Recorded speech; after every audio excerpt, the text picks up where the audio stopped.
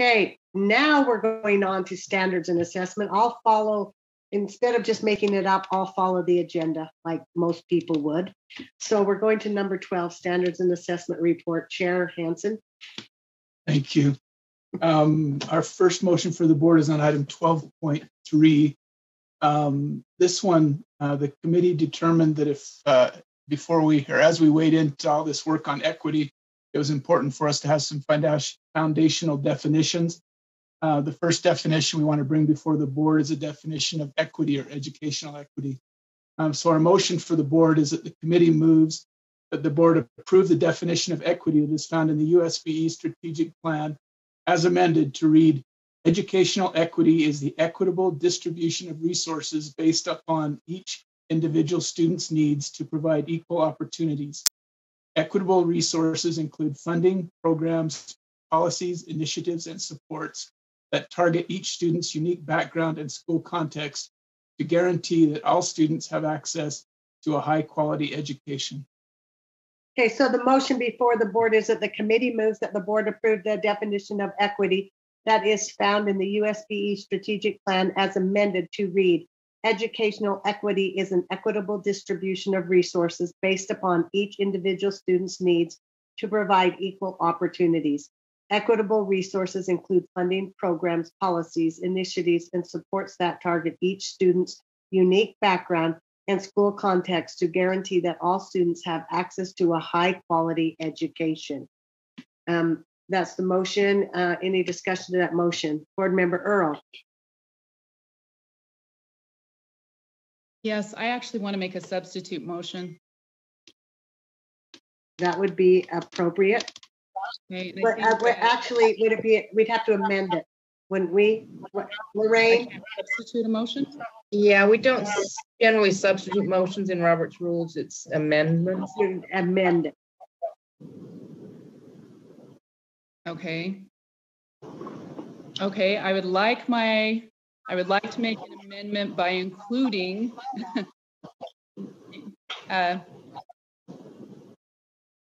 Lorraine, do you have my Are you motion? adding or taking away from this? I'm adding 2. Okay.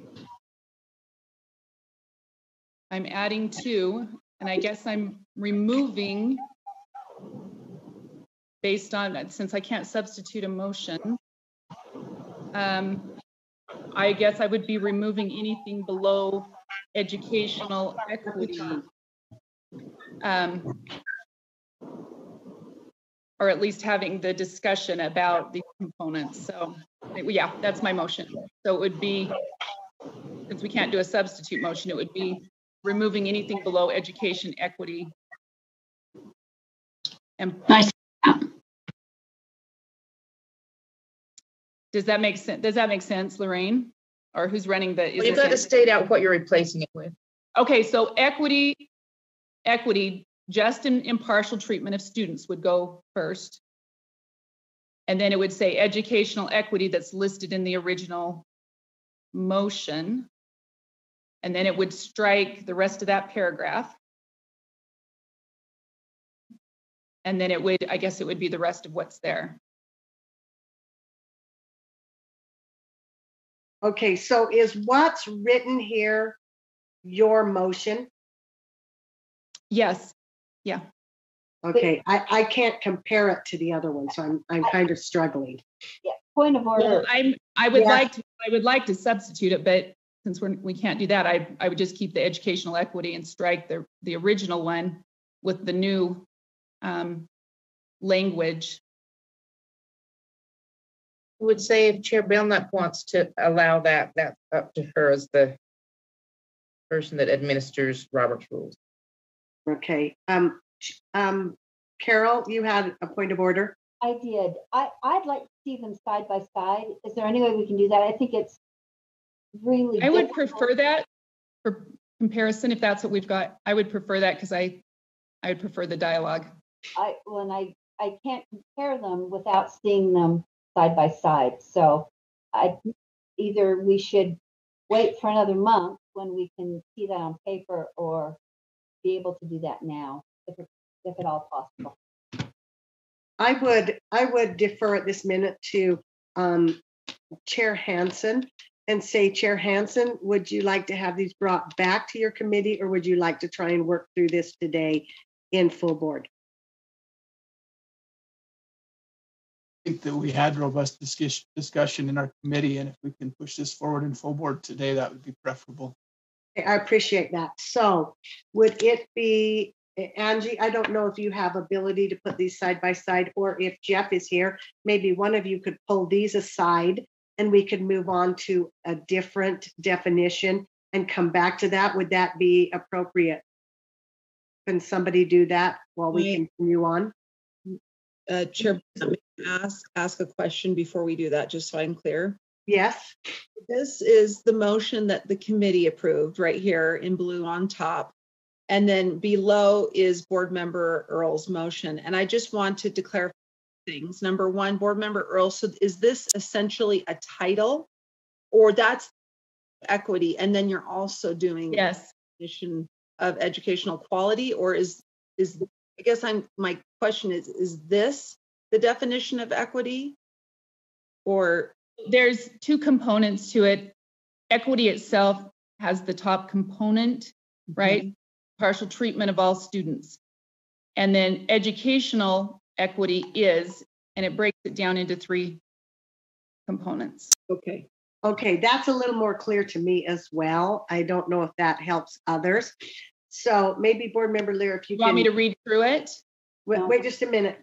Wait just a minute for just a minute. So Board Member Lear, because it was her point of order, if you can see the top one is the new amended from committee definition of equity.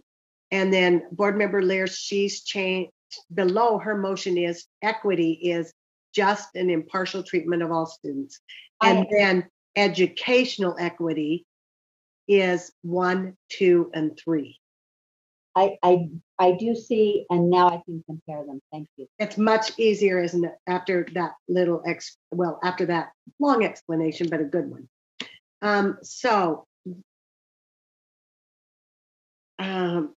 I hate to be thrown in this because it's not right. I think go ahead, Jenny, and read through this just so we Sure. can all hear it. Okay, so equity, just and impartial treatment of all students.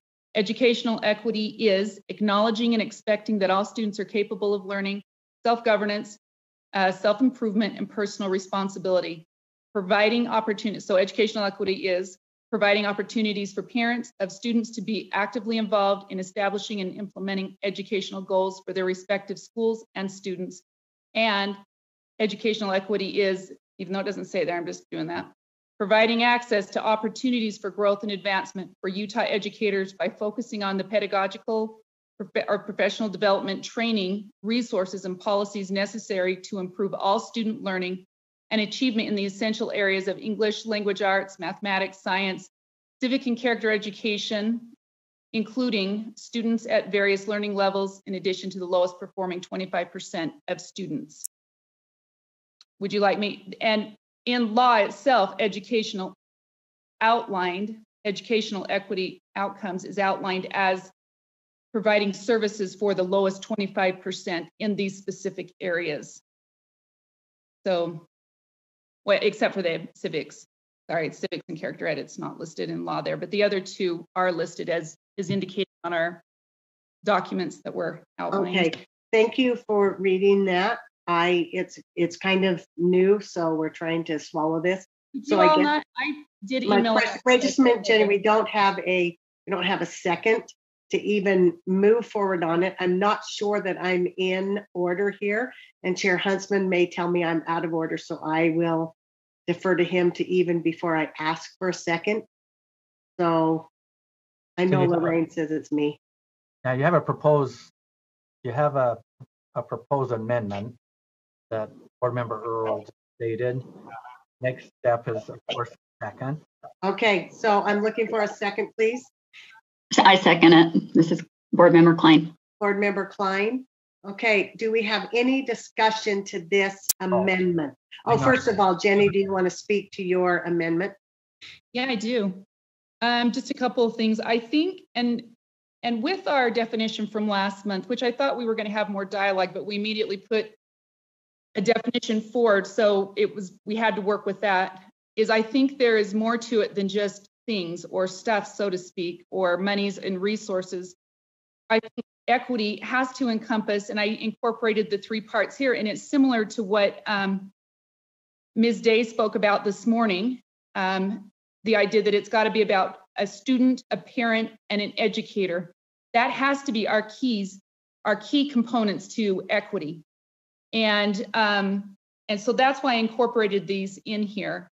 And as it outlines both in law and is outlined, in law and in our various documents, including Portrait of a Graduate, these align with what we want students to be able to do. The idea that we know that they're all capable of learning. We know that they're capable of self-government. That's the important thing there, is that we're getting them to that point and to that personal responsibility. The second is taken right from law, word for word, except for the first part of it, providing opportunities for parents and students. And that becomes equitable when we're engaging parents in this process. And then the third would be the key component to help our educators meet the needs of our students in those specific areas. And in particular,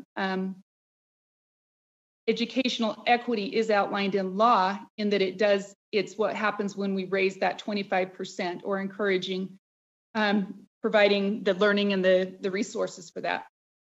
So that Thank is, you. Yep.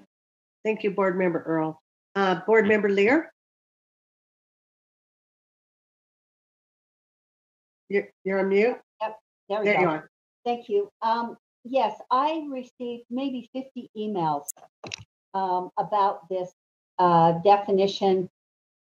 Every single one of them saying, we really like this definition.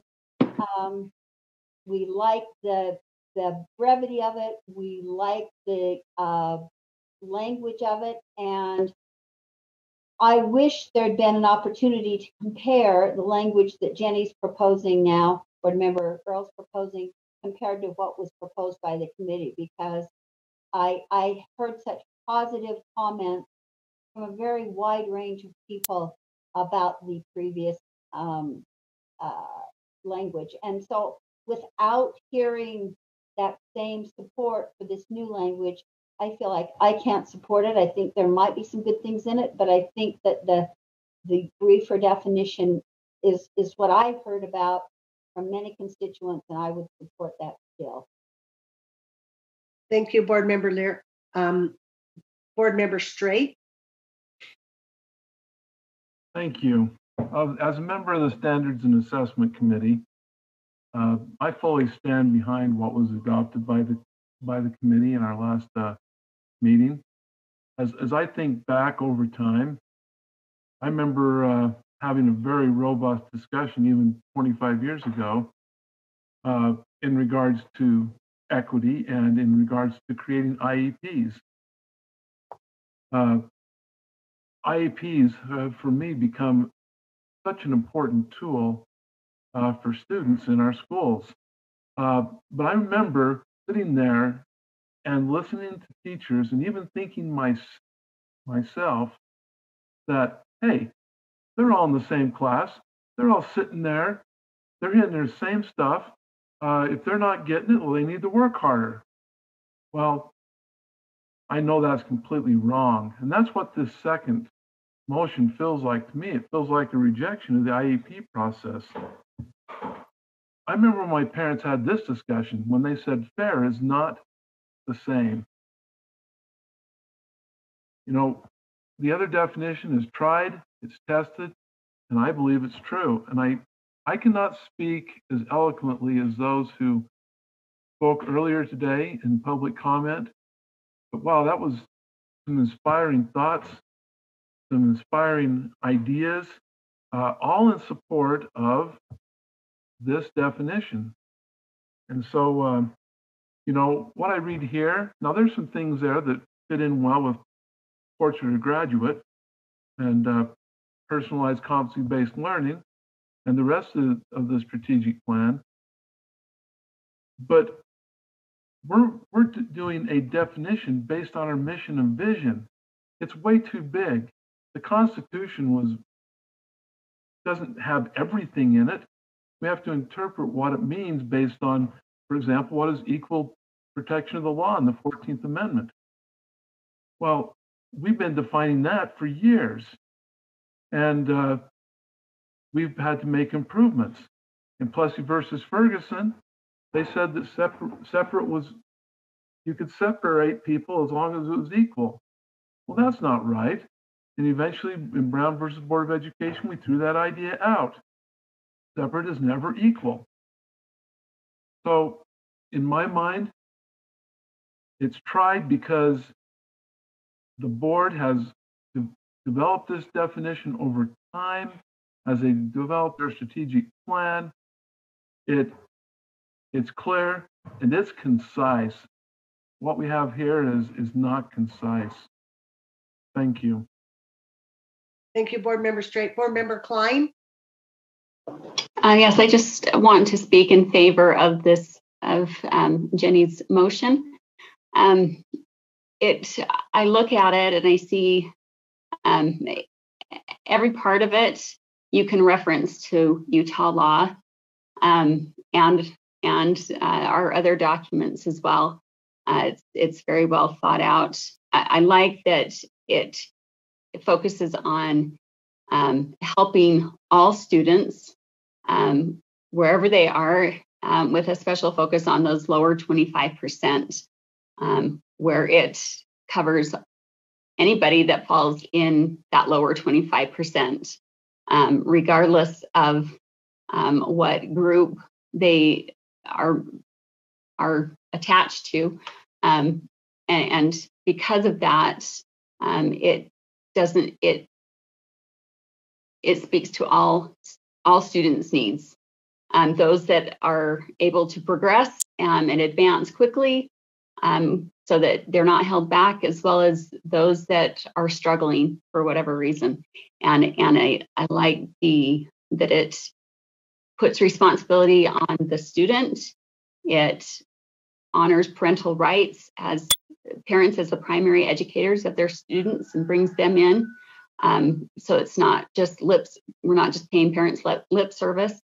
And then that third component, focusing on helping teachers get the resources and the training they need to drastically improve their teaching to help raise all students. And it's something that is measurable. It's not subjective. You can tell from 1 year to the next through the state assessments whether those lower 25% are improving, which to me is the most equitable kind of thing you can do, because it is focusing on the learning instead of on other aspects of an individual. That's what we're in the business of teaching, right? And helping students advance in their learning. And when we look at just the objective numbers, regardless of all other factors, we can tell who needs the help and be able to address that and find the resources and the programs, the interventions that will help those individual students progress. So it's very fair, very equitable for all students, and it keeps those three legs of the stool in place with the parent, the teacher, and the educator. So I support this motion. Thank you. Thank you, Board Member Klein. Board Member Norton? Yes, I agree. It is a little bit difficult to compare two pieces of writing, two texts that are quite different. But as I try to get right down into that, it appears to me that the information that is in this new amendment is really already included in the original motion, except that the original motion is focused on the student, which is what I feel like everything needs to be focused on. Within that, brief motion there, it does include the information about all these resources, in which parents are resources, teachers are resources, curriculum is a resource. All of those resources, it says equitable resources, and then it lists several of those, but I don't think that list is even meant to be all inclusive. So I am also more prone to lean towards the brief, concise, student-focused proposal that we have here. Thank you, Board Member Norton. Board Member Moss? Thank you. Make sure my hand's down. There we go. I support the definition, and I know that the committee spent a lot of time on it. I do, however, think there's something very important in the additional material, and that's the inclusion of parents in as directly referenced as those who are key in helping their children identify unique challenges, identify those to the school, and work on developing goals that will help every student feel empowered to succeed. And so just personally, I know this has been around in committee for a while, but weighing in from the board, I just think that could be really useful. I was meeting recently with a local LIA coordinator and a couple of others that are working on outreach to some of our parents in minority communities. And they just mentioned how critical they felt it was that they were reaching out to the parents of some of these kids that are struggling most, and that helping them get in the driver's seat, for example, how to understand Canvas. Some of these things that are kind of where the rubber meets the road in being able to access the resources, I think are strengthened considerably if we take notes specifically of parents and helping them direct those goals and give input to the school. So that's just a thought. If there was some way to include that, I think it might strengthen the breadth of our approach, and also acknowledge the critical role of the parent. Thank you, Board Member Moss. Board Member Hart? Yeah, so I do a little bit struggle with the fact that we used the word in the definition, and that is kind of a problem. We say that equity is the equitable distribution. I do like the word just. So educational equity is the just distribution of resources. I also like number one, because I do think that we are trying, that is the ultimate goal that we are trying to do. And I see that repeated in a lot of mission statements and vision statements in actual schools and districts. But I think that number two and number three are redundant and don't need to be in a definition. I think they're already included. I also think that while it's well-intentioned to put parents in there as a statement, as an educator, at the end of the day, yes, I'm going to work with every single parent. I'm going to reach out to them as much as possible. I'm going to be there when they're ready to reach out to me, but it makes no difference at all whether a student is supported by parents or is not. I am still going to give them the things they deserve as a student. So yes, we work very hard with parents, but we educate students, and that it whether or not a child has the support of parents should be of no consequence to the type of education that we give them. And so therefore it has no bearing on equity. Now that's going to get twisted around, I'm sure, but we are talking about what is equitable for students. and what we are going to provide in our educational setting. And we need to provide just distribution of resources and all their different forms. I think Member Norton was exactly right about that. But we don't need to overcomplicate it in any way, shape, or form. We need to be able to unify around it. And then the details come in the plans. So I'm in support of the first motion, the first definition. I would be open to taking out equitable since we're defining the word equity.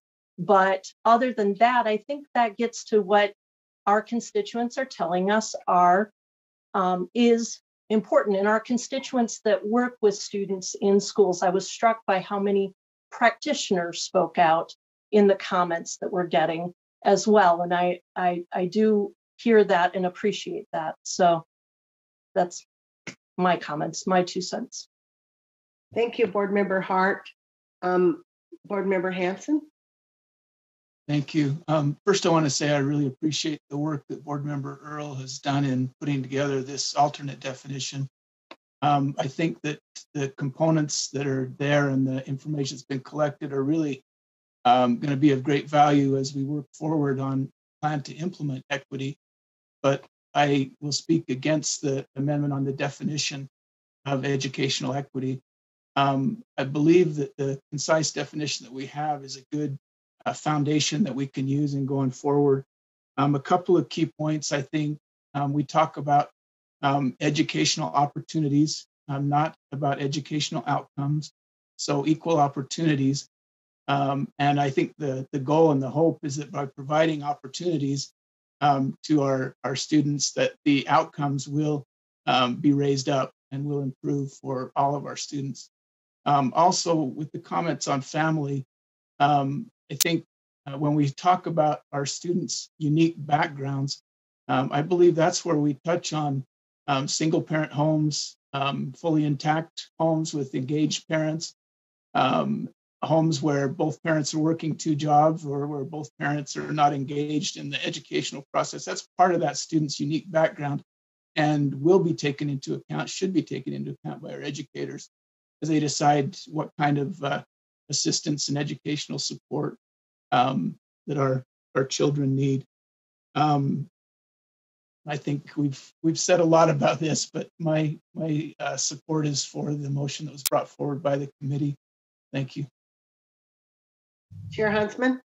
Thank you, Chair. For our Vice Chair for sharing this, and it's kind of fun to be amongst the board members here on some of the discussion items. I want to speak in favor of the motion from committee. I just want to applaud the committee for their work and the dialogue and all the inputs that came in to craft and put this motion before the board. After it came out, I just kept reading it, and I'm just sitting there going, this is just really, this is really, really good, and I think it's ready for our time right now. So again, I'm speaking in favor, and I'd also make a motion to previous question. Okay, Chair Huntsman is called to question. We need to take a vote on that. So let's see. So we all in favor of calling to question, please vote.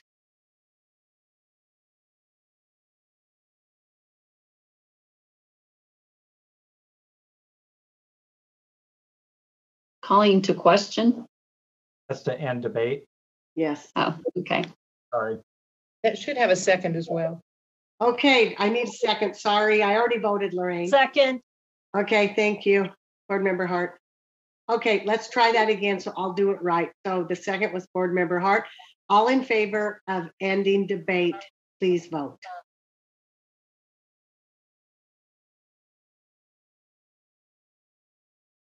Board Member Moss, are you a no? Oh, you're a yes. Okay. All right, so the voting is 1 no vote, and that's Board Member Cannon. So we are at ending debate on this. So we will be going to the amendment or Board Member Earl's motion. Please vote on that. Sorry, can you clarify the Yeah, motion? I'll read the whole thing. Do you want me to read the whole thing? Well, are we voting on the amendment or? On the amendment, which is Board Member Earl's motion. I better read it just for pure clarity. Okay, so what we're voting on now is that the board amend the definition of equity and educational equity as follows. Equity is the just and impartial treatment of all students.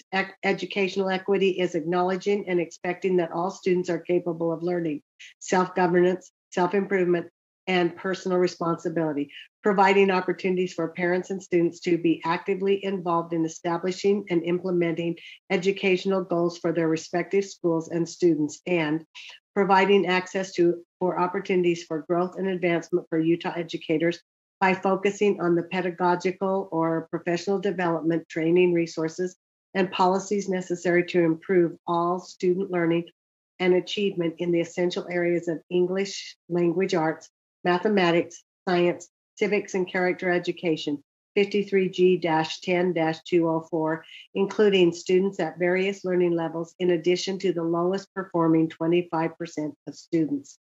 That is the amendment that we are voting on now. Please vote.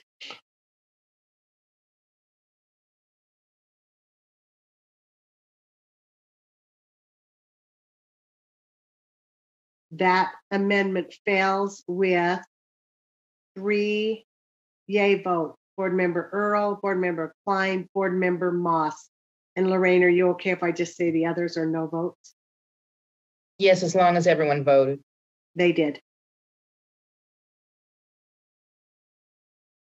Thank you. Now we're back to the original motion from committee. And the motion is the committee moves that the board approve the definition of equity that is found in the USBE strategic plan as amended to read: educational equity is the equitable distribution of resources based upon each individual student's needs to provide equal opportunities. Equitable resources include funding, programs, policies, initiatives, and supports that target each student's unique background and school context to guarantee that all students have access to a high quality education. Any discussion to that motion? Board Member Hymas. Yeah, I'm sorry. I wondered if it were possible to attempt another amendment or if that ship has sailed. No, that ship has not sailed. You better get on it. It's not the Titanic. So I'm wondering if Angie, are you typing here? I think she is. Yes, I am. If I could just try something and take a look at this and kind of incorporate some of the things that were discussed. If we started with educational equity is acknowledging and expecting that all students are capable of learning self-governance, self-improvement, and personal responsibility, period. Additionally, wait a minute, she's not there yet. Hold on, hold on. Give her a minute. Apologize. Is part of what you're taking just by chance? It's number one from okay, yes. It's I just thought. number one there. So I'd like to start with that. Educational equity is that number one. Okay. Oh, I see. And then additional after that period, after personal responsibility period, and then additionally, educational equity is the just distribution of resources. So you're going to start taking it from the original one or from the committee approved one of resources based upon each individual student's needs to provide equal opportunities. And then again, just removing equitable. And so it just says resources include funding programs at the end there.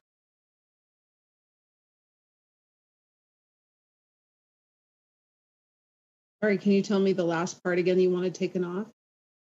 So let me see here. So I really don't know if I want to bullet point it into 1 and 2. Okay, and I can fix that. Okay. I know. But I would put, again, additionally, educational equity is the just distribution of resources based upon each individual student's needs to provide equal opportunities. I think that's fantastic. And then I would just remove equitable. I agree with Board Member Hart. It's hard to define a word using the word or a rendition of the word. So to define educational equity and use terms like equitable.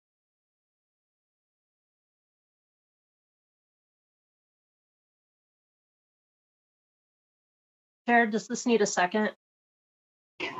Well, you I need to. don't know if it's done yet, so hold on 1 second, but it will need one. Thank you, Board Member. Just waiting to, are we done, Board Member Imus?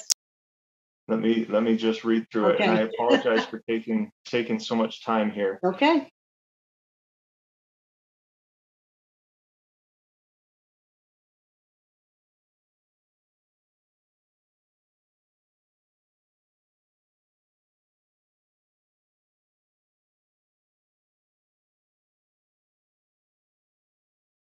And then will you scroll down to the second? I know you're on a second. It's a split page there. Okay. Yes. Just wanted to get that in there. So you want to go back to what Board Member Earl, maybe? Is that what? No. I just noticed that I can't see the bottom part of what you were. Oh. The end of what I'm amending or recommending. Maybe there isn't one. That's all I have right now. Oh.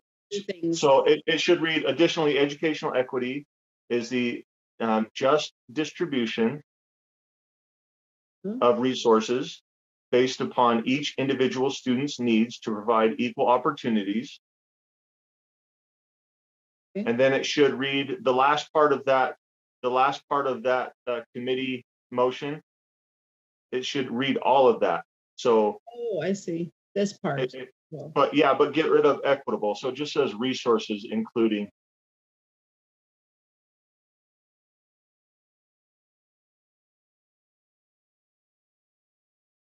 That's my proposed amendment. That's your amendment? Do I have a second to this amendment? I'll second, Moss. I think Hart did too. So we'll take Board Member Moss on that this time.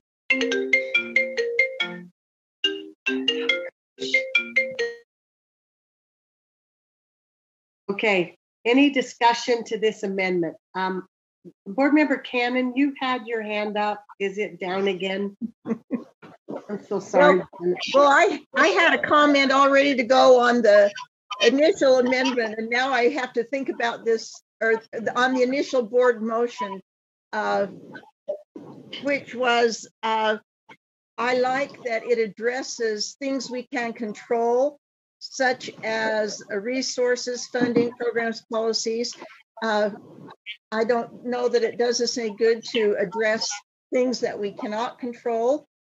And that was my comment in favor of the first definition of equity.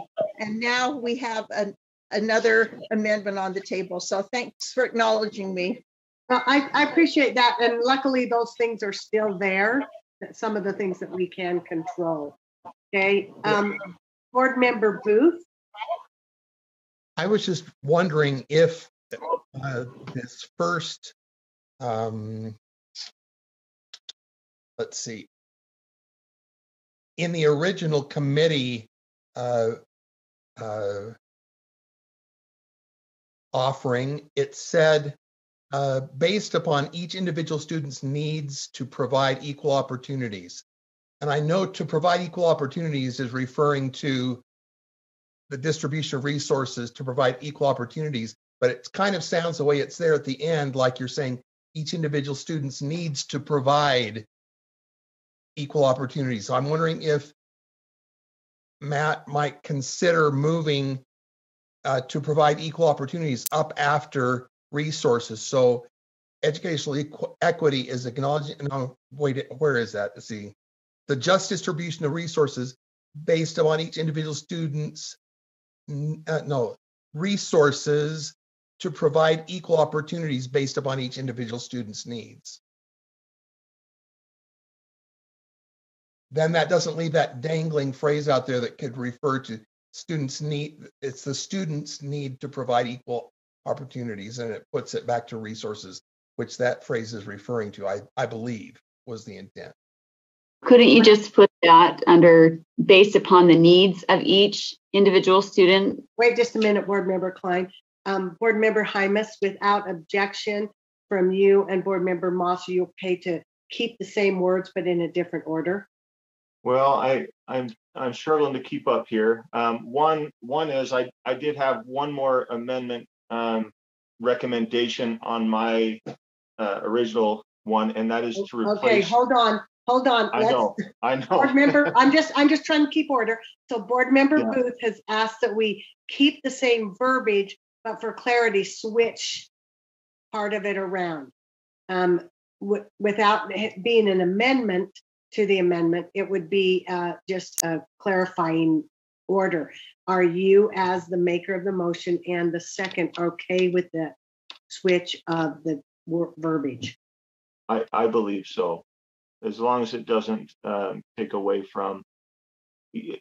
I think that the committee has done a good job here, and so you'll see that I'm just adding to. I'm not trying to take anything away from what the committee has done, other than those two words, equitable. Okay, so Board Member, Angie, can you see what Board Member Booth was asking here? I think so, but Board Member Booth, could you look at this and see how you would write it? So you see now I put. Additionally, educational equity is the just distribution of resources to provide equal opportunities based upon the needs of each individual student, period. So he's just taken to provide equal and putting it up before that. Right. Okay, Board Member Hymas? Yes, I'm happy with that. Can I make wait just a minute, Board Member Moss? No. Board Member Moss? Yes. Okay. All right. Now, wait just a minute, Board Member Hymas, you just got to hold on because somebody came in before you. Board Member Booth, you're done. Okay, Board Member Straight and then Board Member Hymas. So speaking to the use of the word equitable, we did have that discussion for quite a bit about taking that out. It seemed a little awkward. I think if we put the word just there, I don't think it changes anything. Although I have a general concern about piecing together an important definition like this on the fly when we've taken lots of time over time on an already adopted and accepted definition. I felt that in the committee in our last meeting when we passed it along here, that we looked at the public comment and we looked at what was going on in regards to the word adding opportunity. And adding opportunity, it seemed to feel natural. It seemed to work. I'm actually not against this phrase where it talks about self-improvement, self-governance, all students capable of learning, personal response. I'm not against any of that. In fact, those are great phrases. Those are great words. But I think where I come down and why I don't support that including it here is for this reason. Number one, this definition is made in conjunction with the mission statement. I think we need to keep that in mind. The mission statement is Utah State Board of Education leads by creating equitable conditions for student success, advocating for necessary resources, developing policy, and providing effective oversight and support. That's our mission. Very simple, very straightforward. Now, if you go down the line from the definition and you start getting into the portrait of graduate, which is one of those four areas, included within that, now you start seeing where it talks about importance for graduate things like responsibility, safety, all of those sorts of things, emotional based learning. So I'm not against the words, I'm not against the ideas or the concepts, but if I really wanted to, we could sit and we could expand this out to a 20-page document. That's not what we're trying to accomplish here. And so I think all of those ideas are included within the strategic plan. I think we're getting them out of order if we do not focus strictly on the definition and keep it as straightforward and concise as possible.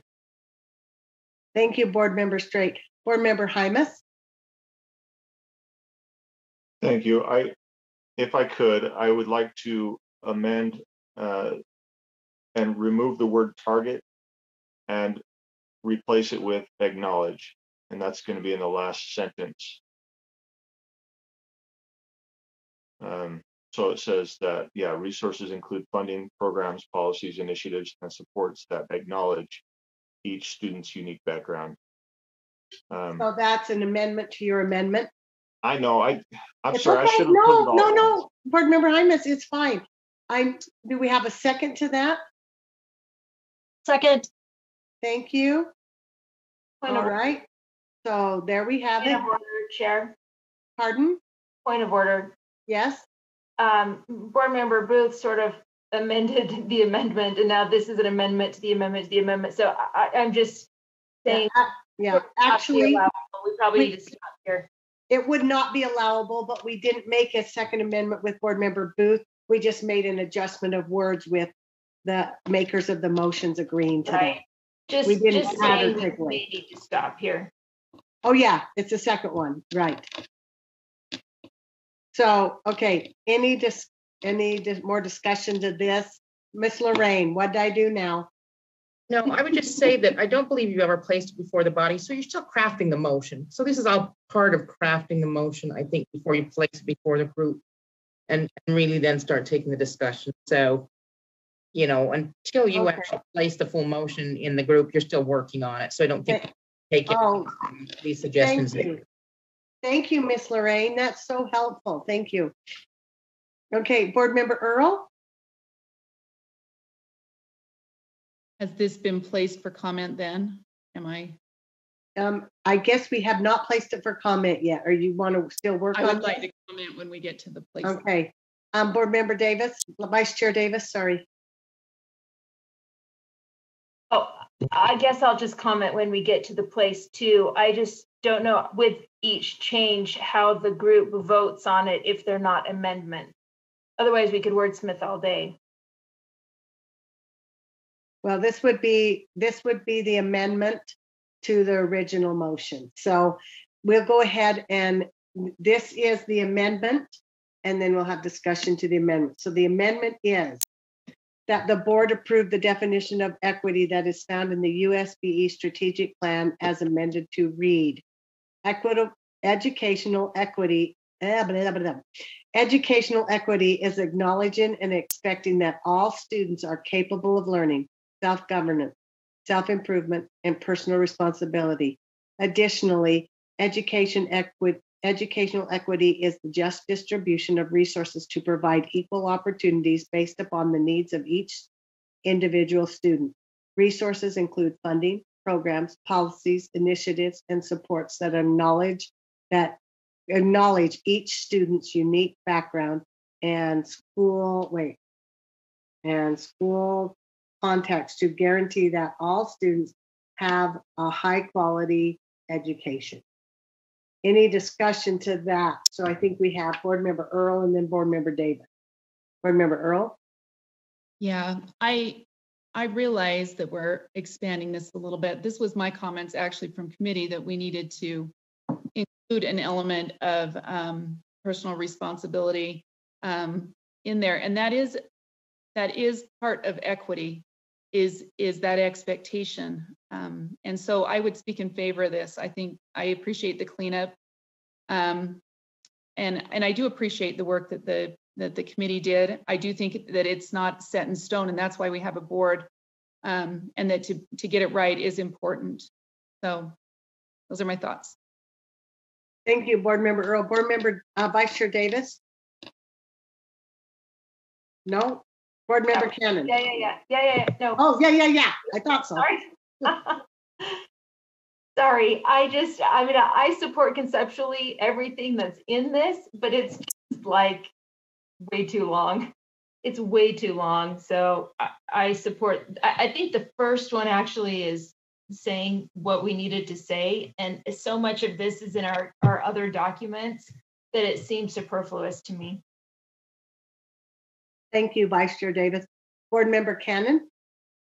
Yes, I'm just having sort of a personal, visceral reaction to the first sentence about educational equity is acknowledging and expecting that all students are capable of learning, self-governance, self-improvement, and personal responsibility.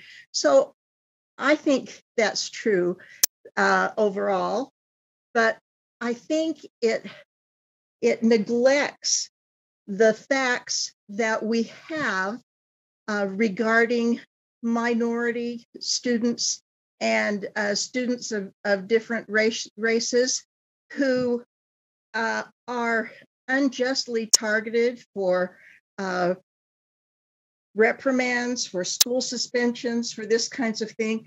And it's like, I feel like that sentence says, well, we're putting it back on you kids, because if you would just govern yourselves, then you wouldn't have an exorbitant number of referrals to the office, or, way more suspensions than other kids in class and that kind of thing. And so for that reason, I won't be voting in favor of this, although I do support the board's committee's initial definition. Thank you.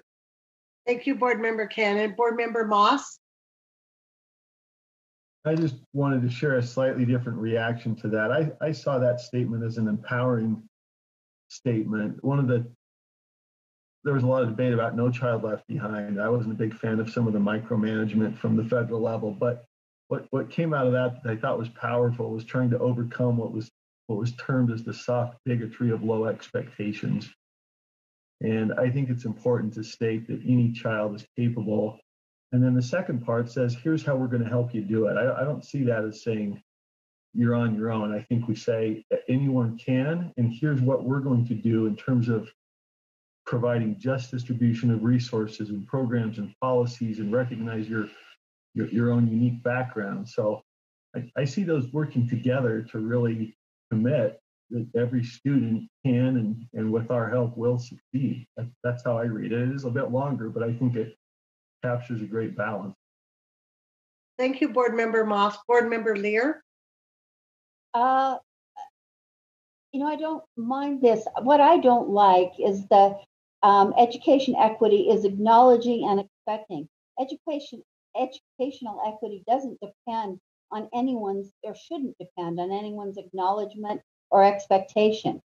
Educational equity, as we define it, is something, should be something, because not all people will acknowledge or may expect. So I really like the more direct approach of the first definition. I don't think that the extent is really much different from the initial definition to this one, but I don't like that it could be dependent on being acknowledged or expectation from someone else. So I would stick with the initial definition because of that. Thank you, Board Member Lear. Board Member Hymas? Thank you. Just to speak, and I know we're going back and forth here, just to speak to as to why I believe that it's important to have that first part in there. It kind of goes along with what Board Member Moss has said, is that we are wanting to empower all people and let them know that you are capable of these things. You can do these things. We are not teaching oppression or trying to say, no, you can't do this. Let Big Brother come in and fix it for you.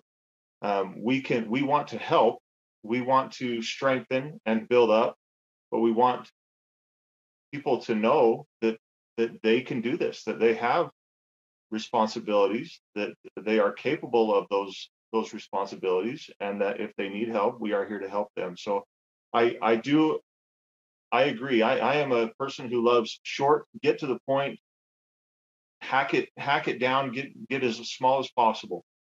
But with something like this, I do feel that it is very important to have in there to help individuals understand that we as a board are here to empower them and to strengthen them.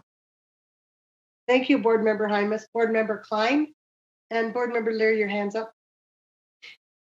I would just like to second what Jim and Matt have both said, that including a statement about personal responsibility is incredibly important. We can do everything we can do for them, but if they don't take personal responsibility for their learning, it's like leading a horse to water. We can do that, but we can't make them drink it. Until they know that they are agents of their own uplift and can make those decisions and take personal responsibility put them in the driver's seat of their own education, while we give them every tool and resource we can to help them in that process. Even if we give them everything, if they don't exercise personal responsibility, it will all be for naught. And the last thing we want to do is give kids an excuse to fail, or let them think that it was our responsibility to help them to make them successful. We can only help. We're only a part of the equation. Without them taking the reins and taking the bull by the horns, they won't be able to achieve, no matter how much we try to help. So I'm all for this. I think, if you wanted, you could, and maybe that's an amendment we could look at after this, is switching the bottom half where it says additionally, start with that educational equity, and then put the first sentence at the bottom, so that it comes right out the gate explaining what educational equity is, and then its dependence on the student taking personal responsibility. Thank you, Board Member Klein. Board Member Hart. Yeah, so while I do acknowledge the problem with acknowledging and expecting, and in my perfect world, I would put something like it is the belief that or is based on the belief that all students are capable of learning, blah, blah, blah. This definition, while it might be a little bit longer, is closer to what we actually practice in schools, where we say, and Member Moss and Member Hymas are exactly right. We start with that empowerment belief. We start with that belief, and in everything we do, we try to show students that they're capable of learning and self-governance and self-improvement and personal responsibility. And it's not as easy as Member Klein would like to make it sound. It's not we took them to the water, hope they drink. It's something that we work on from day one until the very last day when they graduate out of our systems at whatever age. While I do understand that problem, I would like to call the question. I think we've kind of discussed this as much as we're going to be able to do. So I'd like to call the question. Okay. Board Member Hart has called the question. We need to take a vote on that. Please vote to call to question, please. You're going to need a second. Oh, yes. Do you want to second it, Chair Huntsman? Yeah. Okay. So we've got a call to question. Please vote.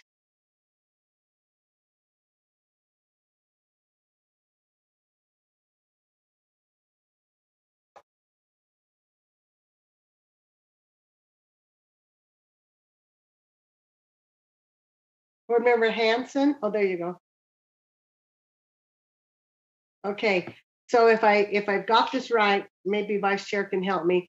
It passes with Board Member Huntsman, Hymas, Oh, okay, go ahead. Hart,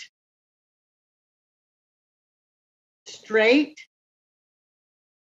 Moss, Booth, and Norton voting yes. And voting no. I voted no. I voted no. Oh, okay. And Board Member Straight voted no. Oh, Lorraine, this was really hard.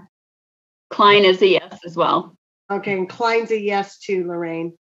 We may be sorry to redo that. I'm sorry. I think Lorraine, they stay on for so short of time. So I've got no's. Maybe do a voice, maybe do a reading a voice vote. That would be easier. All right, just because it was so mixed up. Hold on, let me get my paper out. So many papers here. Okay, all right. Board Member Booth. Yes. Board Member Cannon. Yes. Board Member Klein. Yes. Vice Chair Davis. No. Board Member Earl. No. Board Member Hanson. No.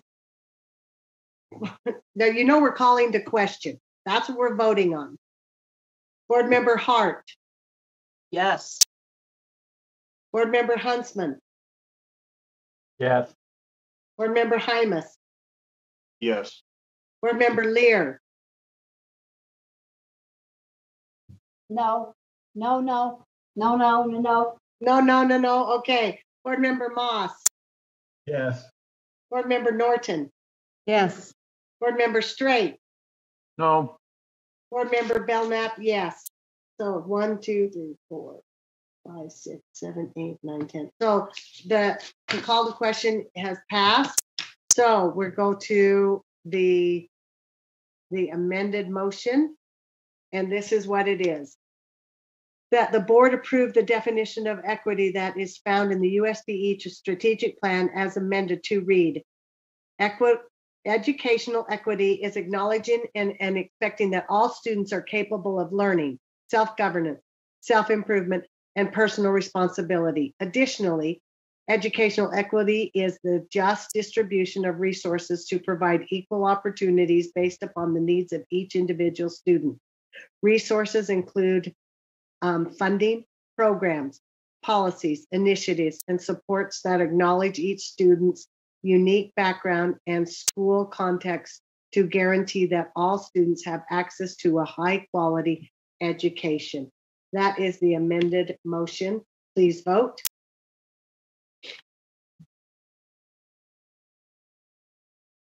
I think we're going to have to do this a voice call too. Here we go. This is on the amended motion, which I just read.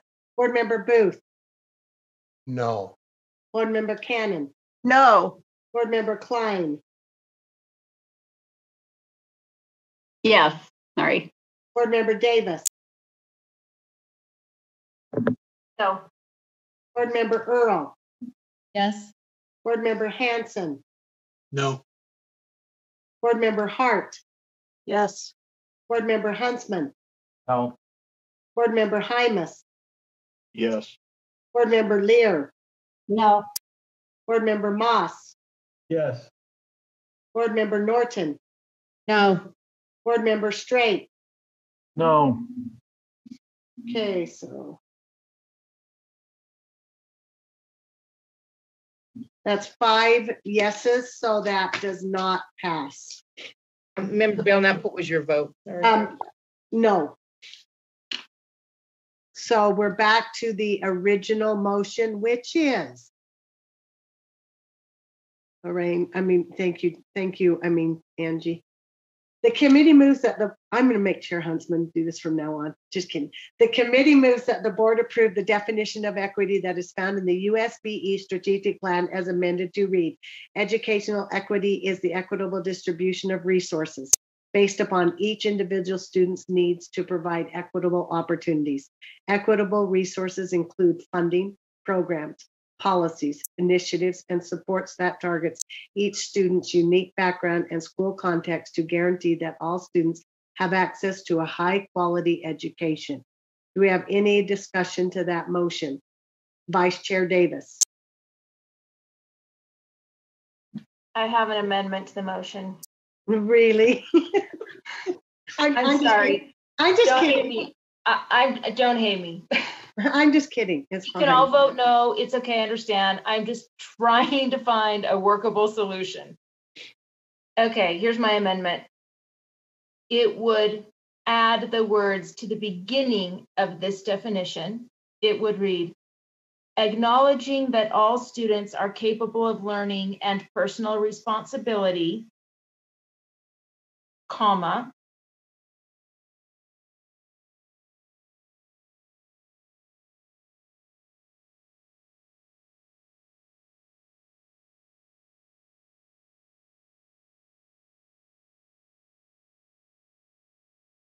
it takes out and expecting.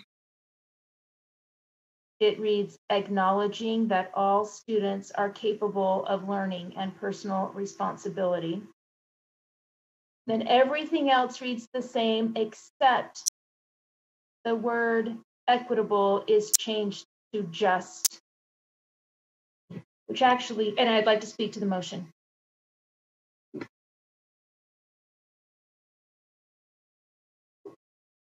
Not there, Angie. Up farther. Educational equity is the just distribution. Yeah.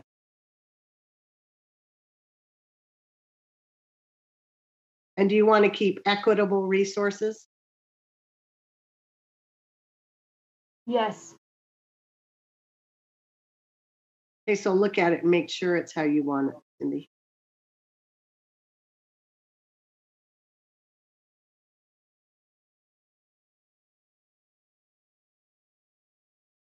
Is that right?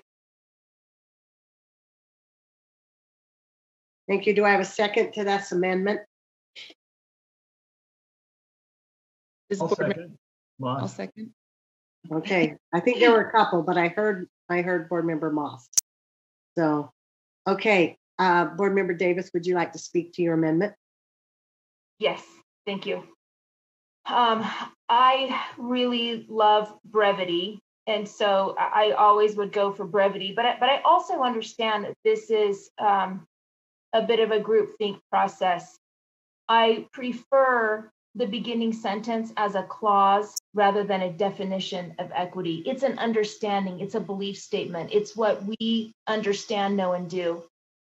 But it also leaves a respect to the committee work. I listened to hours of this committee on this definition of educational equity, and it preserves the base of what they are trying to say.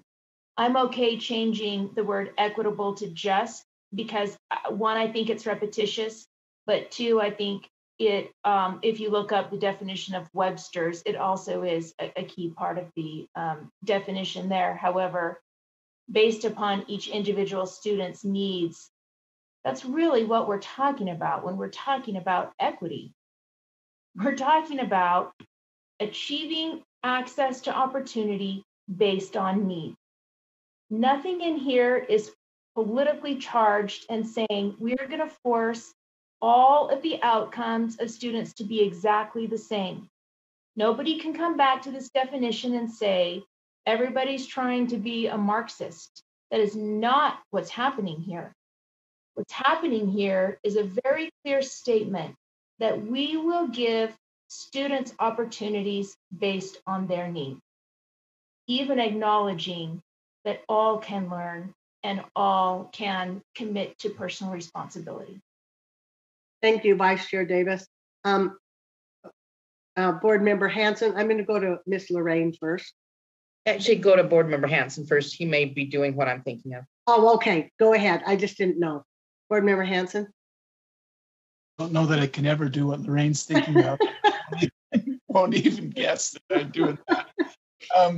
I'll speak against the amendment for a couple of reasons. First, although I am a huge proponent of student responsibility, and I think that's key, I just don't think it fits with the definition of educational equity. We're defining educational equity here and not making a belief statement. We do that in Portrait of a Graduate, where we talk about hard work, resilience, and other qualities that we want our kids to have, recognize that they have the ability to learn.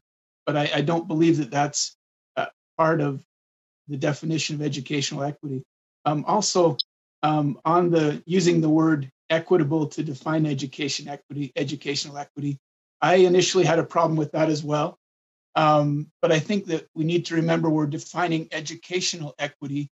And when you look for words to substitute for equity, it gets difficult. Just is a good word, but I think it is an objective word. Has more to do with the feeling, at least, is more like legal requirements or proper under the rules.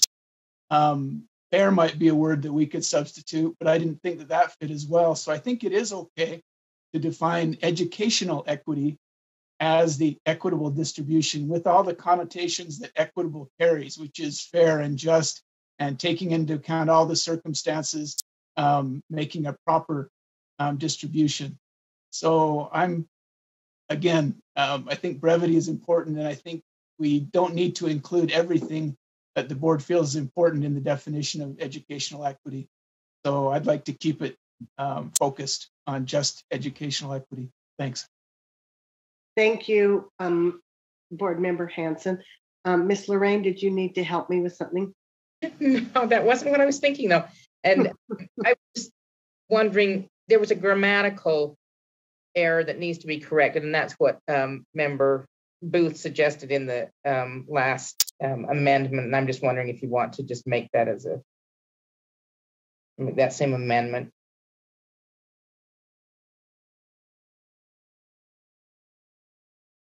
Oh, so it's not providing, it's just switching the words around in order for clarity. I would. Yeah, it's a dangling clause. One of those participles? Well, not really. So Lorraine, not Lorrain. Did I do it?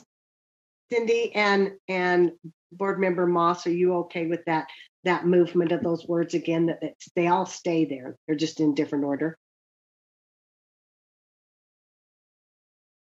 I think so. I just have to read it.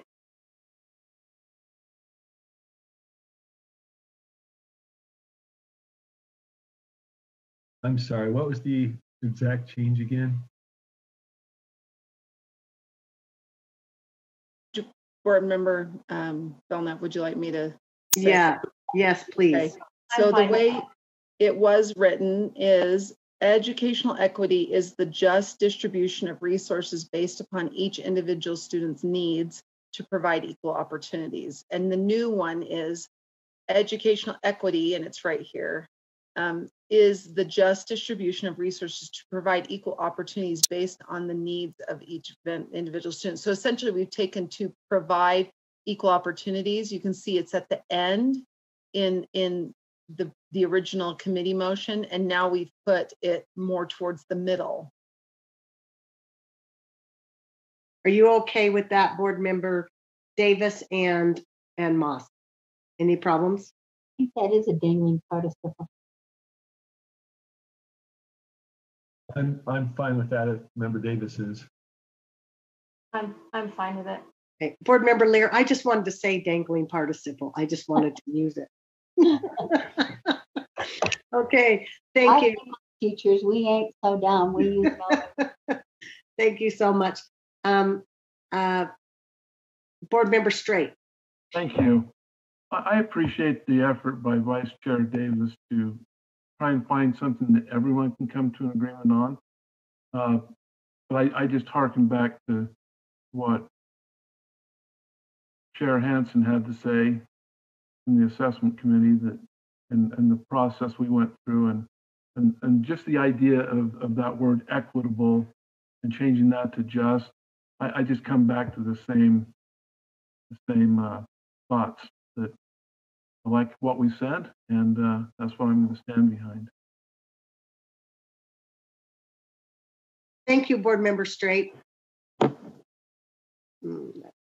Board Member Belknap, this is Angie. And yes, point something out. Since we are taking equitable out of, so educational equity is the just distribution of resources to I wonder if on the next one, do we want to just change it to resources?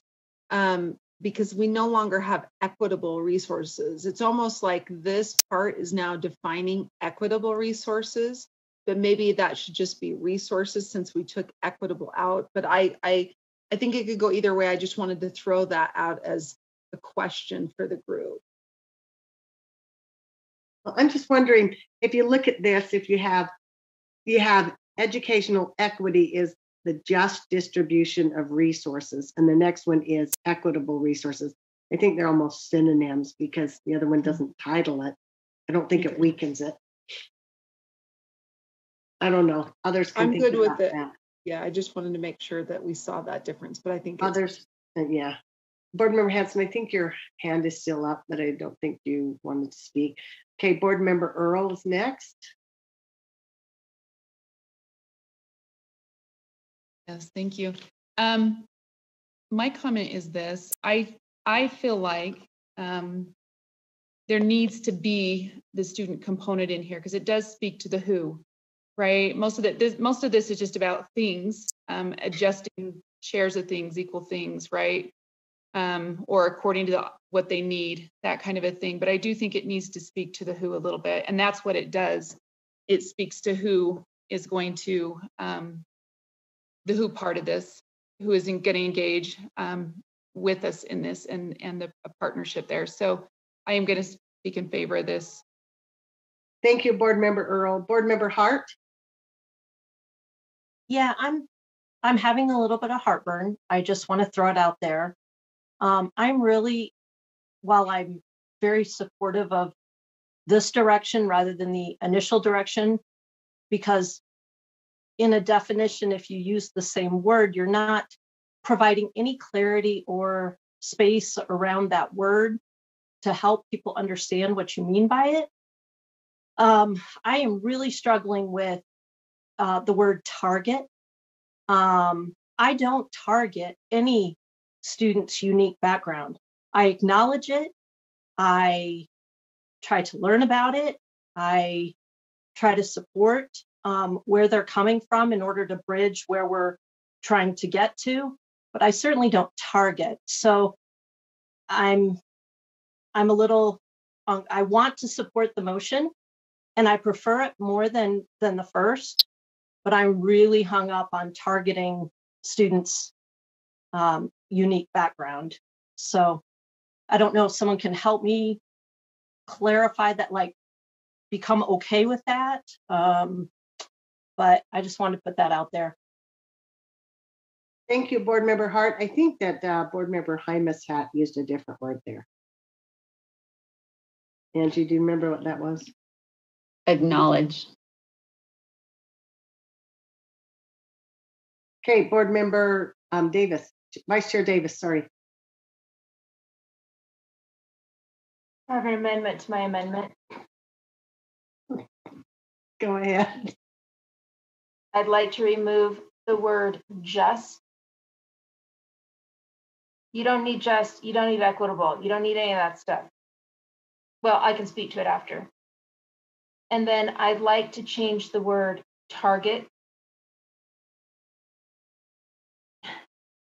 I can't put acknowledge there again because we already used acknowledging at the top. So meet is the closest thing I can think of unless someone can think of a better word.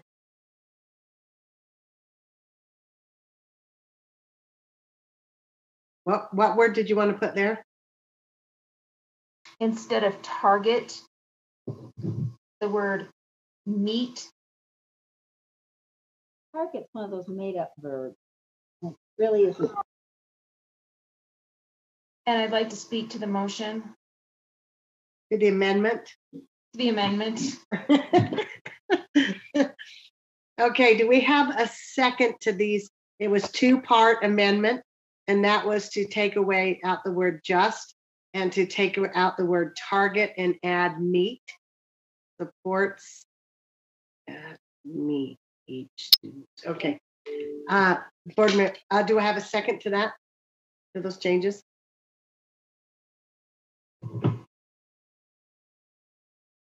Well, I have a suggestion. Point of order. I don't even know if it's a point of order anymore. So we don't, wait just a minute. We don't have a second to these amendments. Yeah, but I got a word substitution that I would think come she's up. trying to fix the meat. Okay, so you're going to say that you have a word. could- Okay, go ahead. Yeah, we could take off and support. So it'd say initiatives that supports each student's unique background. Or what about identify? So real quick, Vice Chair Belknap, because there wasn't a second, somebody didn't second it, that motion or the proposed amendment fails. Somebody else is coming in with a different word, because unless you just want to keep wordsmithing. Well, I was just going to let that one word Smith come through because there were two parts to that second amendment. And I think Board Member Hart was a phone a friend for Acknowledge. Board Member Davis. Recognize or appreciate. Yeah, Choose a word. You could use recognize instead of target.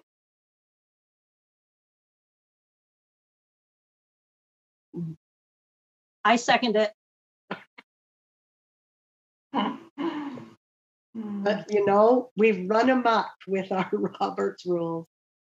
Okay, so your amendment was, Vice Chair, to change that to supports that recognize each student's individual needs, and then you took out just. Is that correct? And Board Member Hart, you seconded that? Okay, thank you. Board Member Cannon? Yes, I would like to make an amendment. My amendment to the Davis motion would be acknowledging that all students are capable of learning, and remove the words "and personal responsibility." The reason is this: I believe we're having a discussion about equity because we have students who have been marginalized in our system. And typically these marginalized students are those who come from different cultures, different backgrounds, and we are trying to help and be fair with what our education offers them. And I feel like when we say you have to have this personal responsibility, or you have to personally take responsibility, it just kind of invalidates what we're trying to achieve with equity. And I think the statement that all students are capable of learning is a positive statement for everyone to look at. But adding this note of you're expected to be personally responsible. Well, if you're a Navajo Indian and you live in a home where they don't have electricity and they don't have clocks, and your culture doesn't work like that, and you're not at school on time every day, I just think that is the antithesis of what we're trying to do with defining equity. I just want to hold on for just a minute, Janet. I'm not sure. We're still trying to wordsmith here a little bit. Lorraine, help me. What have I done now? Okay, at this point, Cindy had the amendment to the amendment. That's as far as you can go. You can't do another amendment on top of that. It's just too confusing. So you need to vote on yes. Member Davis's amendment first, then other amendments could be made. But okay, that's what I thought. So Janet, I just didn't want to interrupt you. And so let's just hold on that amendment. And then if it comes back around, and now I would like to read this motion out. And then if you would like to speak to this motion. Okay, so the motion on the table is that the committee moves that the board approve the definition of equity that is found in the USBE strategic plan as amended to read, acknowledging that all students are capable of learning and personal responsibility. Educational equity is the distribution of resources to provide equal opportunities based upon the needs of each individual student. Equitable resources include funding, programs, policies, initiatives, and supports that recognize each student's unique background and school context to guarantee that all students have access to a high quality education. Does anyone have discussion to that amendment? So Jen, I still see your hand up. Board Member Earl? Board Member Hart? No. Board Member Moss? Just briefly, I understand the concern that this can sound insensitive. I truly think it's the opposite, and part of that comes from spending time when I, tutoring when I lived in Southern California, whether it was tutoring in an English learners elementary school or studying schools in South Central Los Angeles at USC, and seeing some of the miraculous work people did to support those who are the most challenged. I heard from them, and I think others have too, that a key to equity is recognizing that no matter your background, you are capable of doing everything that any other kid is, and that you are capable of learning and personal responsibility, and we're here to help you. So I think there's a lot of people with opinions I respect here. So I appreciate that concern, but I do think this is part of helping and reaching those that are most vulnerable, what's captured in this amendment. Thank you, Board Member Moss. Remember, we're speaking to this, and you did, to this amendment. Board Member Straight? Yes, I think that the tipping point where we're really tied up right now is this idea of personal responsibility. High expectations are very important. They're important for every group of students, no matter who they are, for all students. I just think it's in the wrong place. And personal responsibility is a part of our strategic plan, but I don't think it fits here. Not based, and I think Board Member Cannon has a real point of in regards to that. Thank you. Thank you, Board Member Straight. Board Member Earl? Oh, Board Member, wait just a minute. Lorraine, you have a comment first? Yes, just to be clear, the only part that you're looking at moving the word just and changing target to recognize. Absolutely. The rest of that amendment is the original amendment. So what you're speaking to now is just removing the word just and changing target to recognize. Correct. Thank you. Any discussion to that? Okay, seeing none, let's vote on that change. Please vote.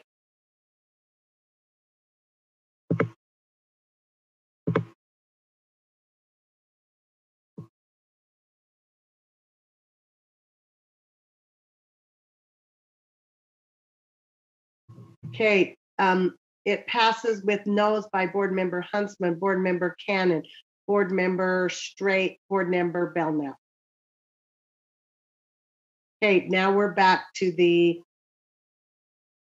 original amendment. Would that be right? The amended amendment. Got it.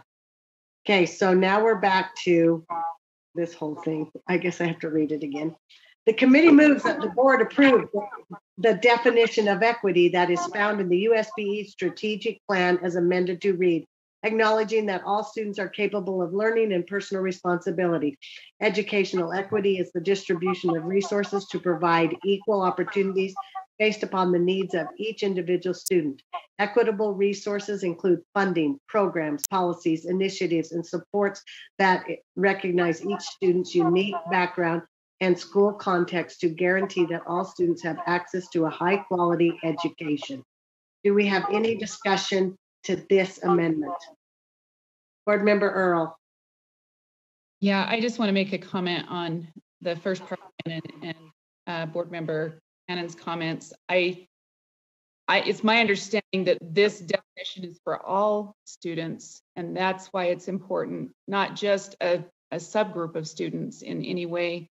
And I think we do want to set a standard out there of what that should look like and how it should be put across, and how this will help inform, because we use this definition everywhere. Actually, it's not, anyways, we use this definition, it's highlighted in all of our documents. So it's important we have that in there, I believe. Thank you, Board Member Earl. Board Member Hymas.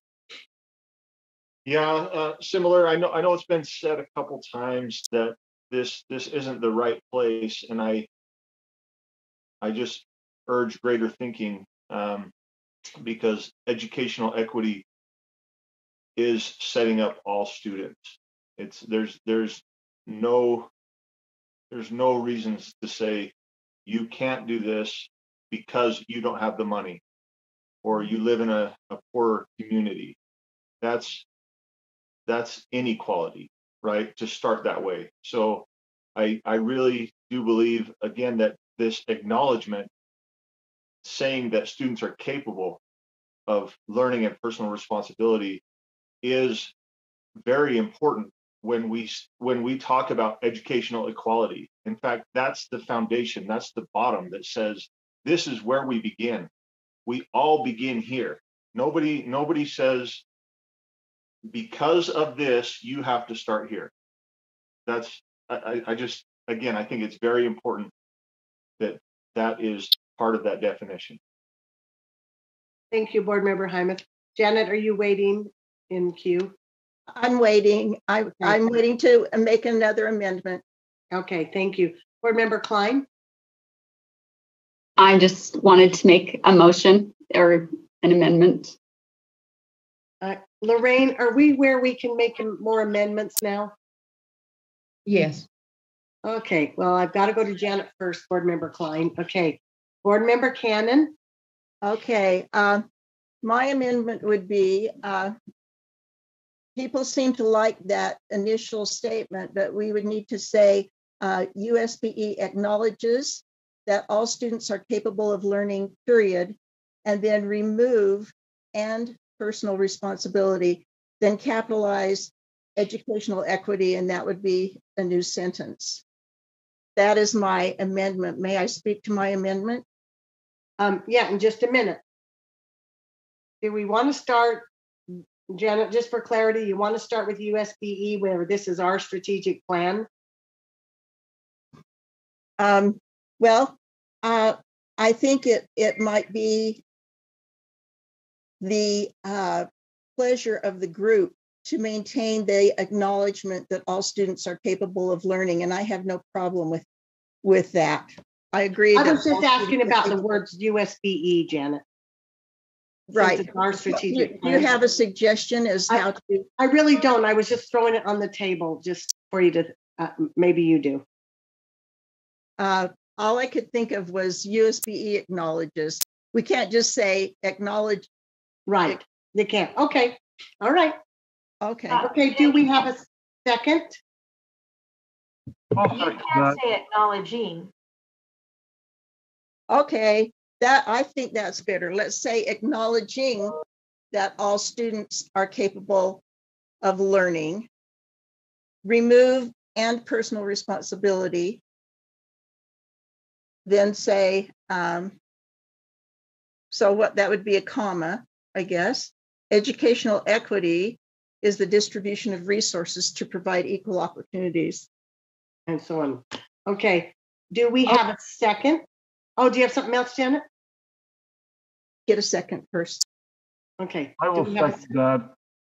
Thank you, Board Member Straight. Okay, Board Member Cannon, would you like to speak to your amendment? Yes, I would like to speak to removing the personal responsibility piece. That piece is already found in our portrait of a graduate. So I don't think that it needs to be repeated here, because when we are addressing equity, we are being sensitive to the needs of our disadvantaged and students of different races, different languages, that kind of thing. And I think those are the ones we really want to address the equity portion of what we are doing here. And so those are the two reasons for removing the personal responsibility part. Okay, thank you, Board Member Cannon. Board Member Earl, do you want to speak to the amendment? Yeah, I want to speak against it because we do actually, this is what we have down below for that very reason, Janet, so that we're not missing any of those unique students or their backgrounds or whatever. We have supports that recognize each student's unique background and school context too. So those very students that you're referring to, we are addressing that and their unique needs and their unique backgrounds. And so in removing that, I think we weaken it instead of strengthen it. And we are able to still meet their needs based on the rest of this. Thank you, Board Member Earl. Any more discussion to this amendment? Okay, this amendment, Chair Huntsman. Yeah, and you're doing a great job, Vice Chair Belknap, and it's fun to be in this seat that I'm sitting in right now. But I'm still going to go back to, I'm trying to find the betterment in all this, because the statement, I just don't see the benefit of stating, for an example, acknowledging that all students are capable of learning.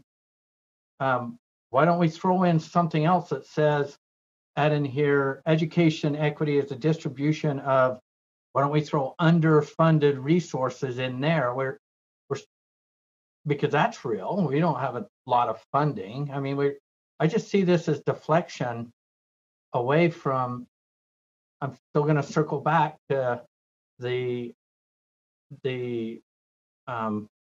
original motion that came out of committee. These add-ons to me are actually have potential of creating deflection from what the goal and objective is of this definition. I mean, we could add on a lot of different things. I'm not frustrated. I appreciate all the conversation. This is, I don't think these add-ons are benefiting us.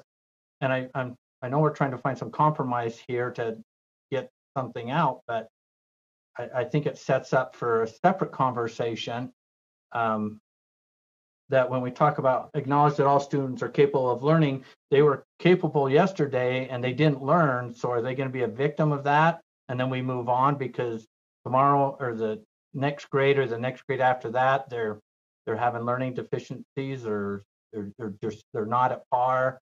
But I see it set up for kind of a unique deflecting discussion away from this definition. I'm writing this out just fine, but thank you for allowing me to make that statement. Thank you, Chair Huntsman. I think you're still in queue. Board Member Klein, nod yes. I can see if you're still in queue. I'm just waiting to make my amendment. Okay. Board Member Straight. I don't understand exactly how to do this, and maybe you can't, so I need some help. So I want to keep things moving forward, and I want to make sure that everyone's heard, but is there a way in the rules that we get back to voting on the original? Yes. Yes. I would like to do that, but I know that I seconded this because I wanted to keep it moving forward, and I do appreciate the attempts to make something that works for everyone, but I think that's what we originally brought forth. So anyway, go ahead. Thank you. We will get around to whatever the group decides, but there's always that possibility. Okay. Vice Chair Davis. I call the question on this amendment. Okay. Called the question. I'll second. Thank you. Please vote.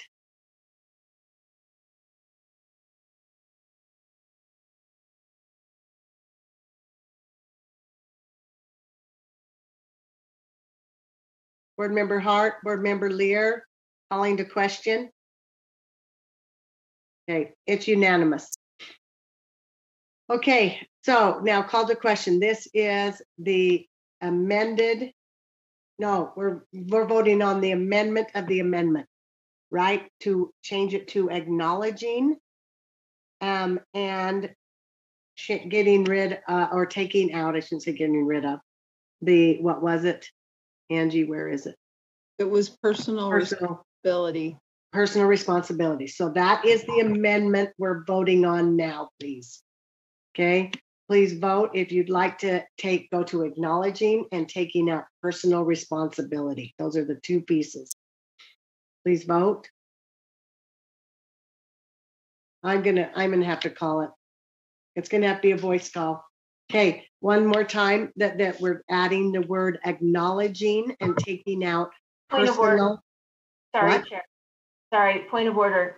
This amendment, she ended up not changing the acknowledging part. This amendment is only to take out the words personal responsibility. Okay, thank you for that point of order. So taking out personal responsibility, that is what we're voting on. So Board Member Booth, Yes. Cannon, Yes.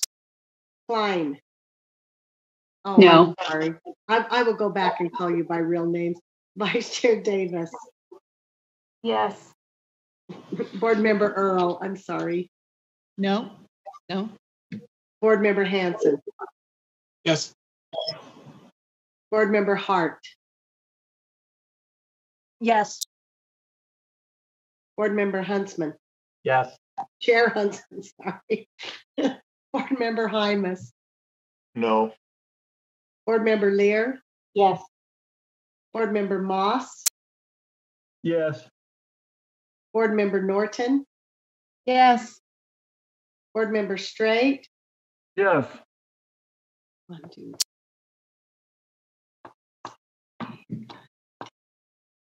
Yeah, so, and I vote yes also. So it passes. So now we're back to the this motion right here. So before instead of me reading it out, does someone have an amendment to this motion? Board Member Straight? Can we call the question? If nobody has anything to say, you won't have to. I know, that's what. Second. Okay.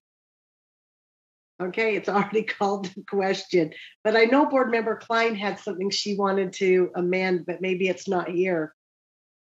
So I think I could do it here if you wanted. I think I need to honor until after. Board Member Straight because she took her hand down, but she was in queue before any of us. Anyone else? That's okay. I can wait until after the vote. Okay. All right. Okay, so we're voting on this amendment to move forward, though, Board Member Klein. Do we? Okay. All right. It's been called to question. Yeah, we're So, all up the question, aren't you? yeah, now I'm to call the question. It was called by Board Member Straight, seconded by Board Member Huntsman. Okay, Board Member Booth called a question. Yes. Board Member Cannon. I'm a little confused. We're calling the question. Oh, for calling the question. Okay, but can I ask a question before we? You actually can't. Okay. Yes, let's call the question. Sorry, Board Member Klein. I'm sorry. What are we doing? Question. Yes. For this motion. Yes. Board Vice Chair Davis. Yes. Board Member Earl. Yes. Board Member Hanson. Yes. Board Member Hart. Yep. Board Member Huntsman. Yes. Chair Huntsman. Board Member Hymas. Yes. Board Member Lear. Yes. Board Member Moss. Yes. Board Member Norton. Yes. Board Member Straight. Yes. Unanimous. Okay, so now we are back to this motion, and we will be voting on this. And let me read the motion before we vote on it. That the definition of equitable education equity in the committee's recommended motion be replaced with the following: acknowledging that all students are capable of learning. Educational equity is the distribution of resources to provide equitable opportunities based upon the needs of each individual student. Equitable resources include funding, programs, policies, initiatives, and supports that recognize each student's unique background and school context to guarantee that all students have access to a high quality education and to provide equal opportunities. Thank you, Angie. Okay, we will have this be a roll call vote. Thank you. So let's start with Board Member Booth. Yes, ma'am. Board Member Cannon. Yes. Board Member Klein. Yes. Board Member Vice Chair Davis. Yes. Board Member Earl. Yes. Board Member Hanson. No. Board Member Hart. Yes. Chair Huntsman. No. Board Member Hymas. Yes. Board Member Lear. No. Board Member Moss. Yes. Board Member Norton. No. Board Member Straight. No. Board Member Belknap is a no. So Lorraine, what's the count on that? My paper's too messy. There were 8 in favor, so the motion carries. So the motion carries. Okay, so this replaces the original motion. So now, Lorraine, do we consider this the motion and vote again? Yes, this is the motion as amended, and you have to vote on that now. Okay, so now we're back. This is the motion as amended. Board Member Klein. All right. So can I make an amendment now? It depends on, no, I'm just kidding. Yes, you can. Okay. I just want to make a motion to add an additional definition for the word, just the word equity. So because we have it used in many of our other documents, it's not referred to as educational equity. So I move to add the definition: equity is the just and impartial treatment of all students. And Board Member Klein, where do you want that in this document? Just go before or after as a separate paragraph. An additional definition, however is best. Angie, you got a suggestion? Yes, just to clarify, it looks like actually this motion is defining equity. So I think what Board Member Klein might want is for it to be the definition of educational equity, and then she'd have a separate definition of equity, because right now the motion as amended says the board the definition of equity, to read. Does that make sense? So okay, so I thought we were defining educational equity. That's what it says in the paragraph. Educational equity is. So there needs to be some clarification there. Okay, either so in the motion or the definition. So what she's saying is that the board approved the definition of equity that's found here. So what Angie's saying, do you want to change that word in right there, that the board approved the definition of educational equity that's found below, and then create a new one that is equity definition? A new one for educational, or a new one for just equity. And change this one to educational equity. Correct. That's what she's trying to get clarity on. Okay, so the amendment is to change this word, that the board approved the definition of educational equity as found below. Correct. And then Angie, I don't know where we put the other definition of equity. Apologize. I didn't realize I had paused sharing. So I just put it after. That works. And then maybe we say, and then have almost a separate motion. The board approves the definition of equity.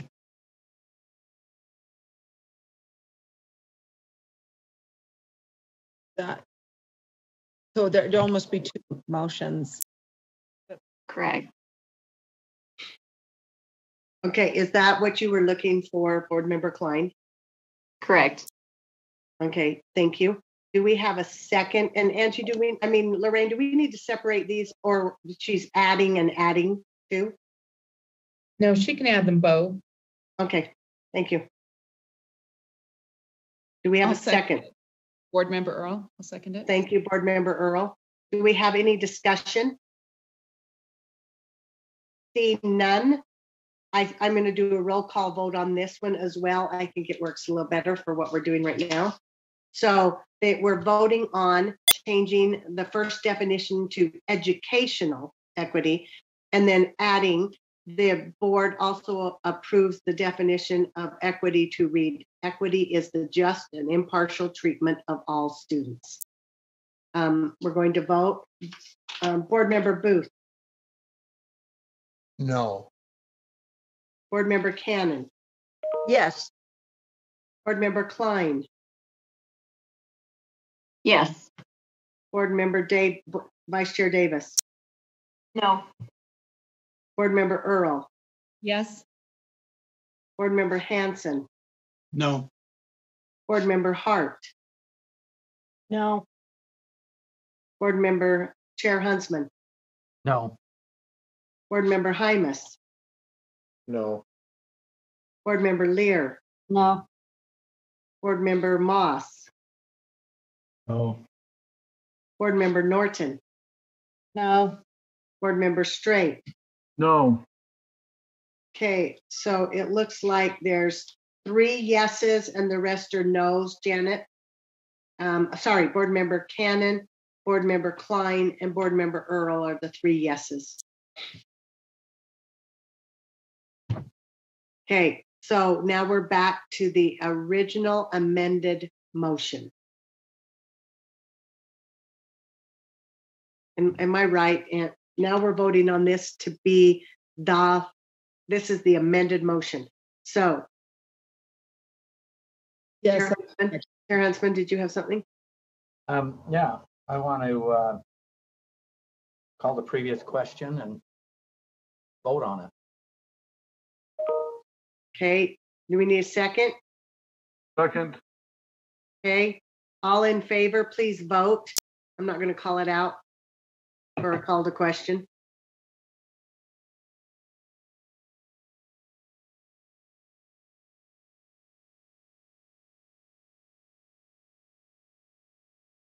Okay, it looks like it was unanimous. Thank you. All right. So the motion, the amended motion on the table is that the board approve the definition of equity that is found in the USBE strategic plan as amended to read, acknowledging that all students are capable of learning. Educational equity is the distribution of resources to provide equal opportunities based upon the needs of each individual student. Equitable resources include funding, programs, policies, initiatives, and supports that recognize each student's unique background and school context to guarantee that all students have access to a high quality education. Okay, I'm going to do a roll call vote, please, on this one. Board Member Booth? Yes. Board Member Cannon? Yes. Board Member Klein? Yes. Board Member Davis? Yes. Board Member Earl? Yes. Board Member Hanson? Yes. Board Member Hart? Yes. Chair Huntsman? Yes. Board Member Hymas? Yes. Board Member Lear? Yes. Board Member Moss? Yes. Board Member Norton? Yes. Board Member Straight? Yes. Board Member Belknap, yes. I think we might just have to cry here. All of us should be in tears. I know I Congratulations. am. Okay. Thank you so much for their hard lift on this one, everyone. Thank you for your input. Okay. Chair Hansen, I know we're still at you for the rest of your committee report, but I am going to take a point of privilege here and say we're going to take a 5-minute break. Thank you. Thanks. Thank you. 5 minutes, hurry. Thank you.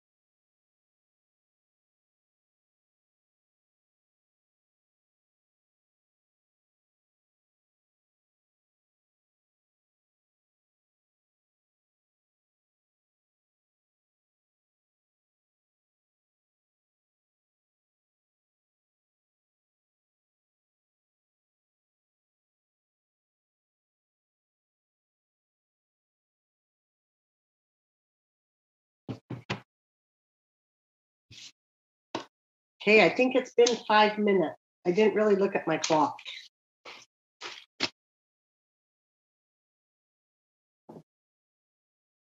Maybe we should do it. It felt like 10 minutes, but Oh, it's been 10 minutes? no. Yeah. Oh. Okay, I'm going to just do a quick rundown here so we don't miss anybody. And I'm just going to do it in the reverse order just to drive everyone All crazy. right. Okay, Board Member Straight. Yes. Yes. Board Member Board Member Norton, Yes. Board Member Moss, Board Member Lear, Yes. Board Member Hymus, Yes. Chair Huntsman, Good evening. Board Member Hart, I think so. Board Member Hanson, Still here. Board Member Earl, Yes. Board Member Vice Chair Davis, Board Member Klein, Yes. Board Member Cannon, Board Member Cannon, Board Member Booth. Happy to be here. Good. Board Member Moss, Board Member Moss, Board Member Cannon. We have a quorum. They'll We probably- do. So we're going to continue on and we'll make sure if they vote Lorraine and see if they come back, okay? All right. So go ahead, Chair Hanson. Thank you. Thank you. Thanks for everyone's hard work on getting that last one through. Hopefully we'll be able to move ahead a little bit quicker on these next ones. The next item is 12.4 on our action list. And this one is our continuing work on the access recommendations. What we're asking for is for the board to approve the Standards and Assessment Committee to work on a new rule having to do with professional learning in the area of equity. The motion for the board is the committee moves that the board forward the following request to the Board Executive Committee. Pursuant to Board Policy 1002, the Standards and Assessment Committee as co-sponsors to this recommendation requests that the Board Executive Committee place on a future Standards and Assessment agenda the following rule concept for discussion and potential action. A rule outlining options for professional development to be offered regarding diversity, equity, and inclusion. The options offered shall follow state and federal laws, administrative rules, and the Utah State Board of Education resolution denouncing racism and embracing equity, and allow LEAs the ability to create or use their own professional learning. The rules should also outline minimum required content and stress the importance of adhering to state law, including any political statements that shame any student. 53G 10402 and 53E 9203. So Chair Hanson, this is a committee motion but not an actionable one. Yes, this is a committee motion to the board to forward a request to the executive committee to kick this rule back to committee, is what I understand. Chair Huntsman, I could use a little help here because I'm thinking that it can already go back and it will go to executive. It's automatically done if you have two or more, the way our bylaws are, you have two or more board members make a request, then it goes to the executive committee. And then we discuss it. Yeah. So it's already done, Chair Hanson. already done because you had more than two. I am happy that. Okay. Yep, this was put onto our agenda, put onto our memo as a motion for the board. That's why it's here. Okay, thank you, Chair. Move ahead. Okay, we can go on. Okay, next item is item 12.5. And the motion for the board is that the committee moves that the board approve the Terrace Metrics Screener tool.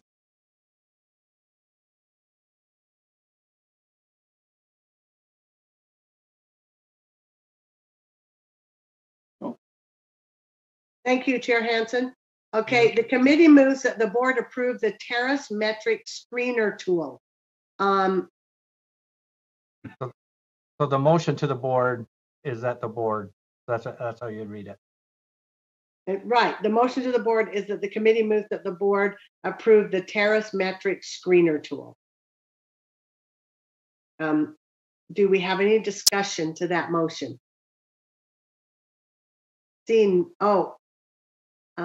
Jenny, Board Member Earl. Yeah, I'll just be quick. I voted this out of committee because it met the requirements, but I really feel strongly that the serving of kids in this capacity is not beneficial. And so I will be voting no on this. Thank you, Jenny. Okay, let's vote, please.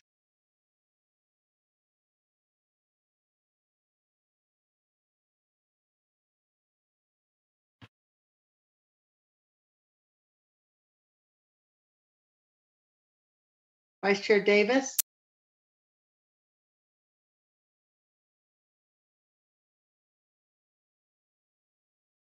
Thank you. There are 3 no votes, Lorraine. They are Board Member Hymas, Board Member Klein, Board Member Earl, and Board Member Cannon. Are you here? Yes, I'm here and Or I she can voted see yes. myself voting in favor. Okay. And Board Member Moss, are you here? I am. I voted yes. Okay, thank you. So there were the 3 no votes, Lorraine. Thank you, and everyone's back. Okay, thank you. Chair Hansen? Thanks. The next item is 12.6. This is a motion to approve some amendments to the Perkins 5 plan to take into account the effects of COVID on our targets for that plan. The motion for the board is the committee moves that the board approve the Utah Perkins 5 revised state performance indicator. The motion is for the board that the committee moves the motion for the board approve the Utah Perkins 5 revised state performance indicators. Any discussion to that motion? Seeing none, please vote.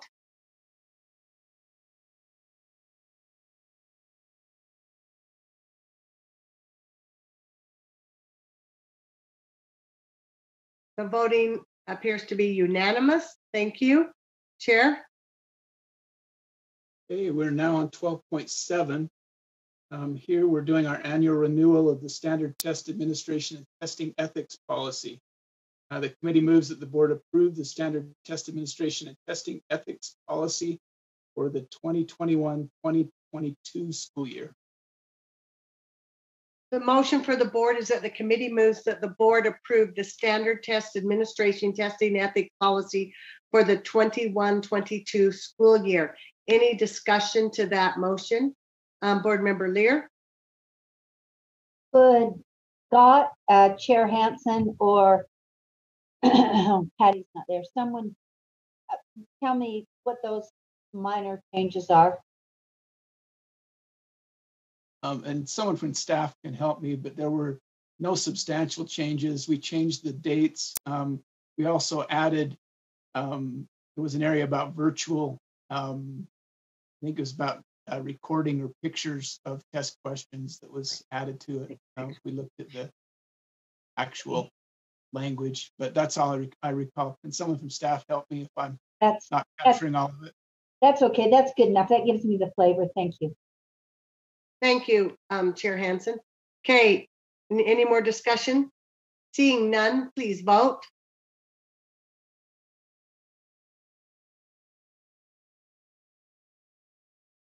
The voting is complete. There's 1 no vote, Board Member Earl, and the rest are yes votes. Lorraine. Chair Hansen? Yes, moving right along. We are on 12.8. This is another form update for the 2021-2022 school year. The parental exclusion from state assessment form.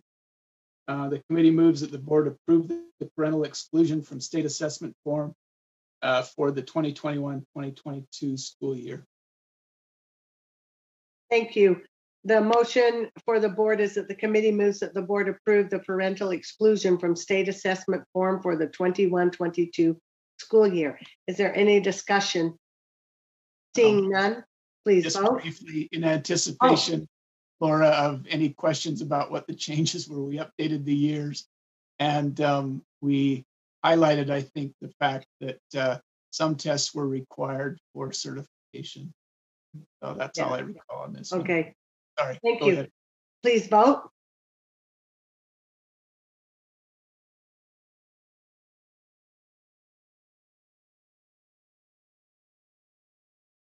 I see the voting's complete and the voting's unanimous. Thank you. Chair. Oh, Board Member Earl. I have it. I apologize on not this one, but the last one. I voted no, and that was an error. I don't know why I hit the no vote. Until you said it, I didn't realize that's what I'd done. So if you don't, is it a right to change that? I Lorraine, guess if it's set in stone where, you know, it didn't affect anything, but We'll go ahead and change that. in the since she did that, since she corrected it right then, I appreciate that. Thank you, Board Thank you, Member sorry. Earl. Thank you. Okay, Chair. That concludes standards and assessment report for this month. Thank you, everyone. Well, you had the longest report ever. Just kidding. No, we've had longer ones. I'll work Okay. on that for future. Thanks. I'll be so happy to turn the reins back over to Chair Huntsman. Here you go.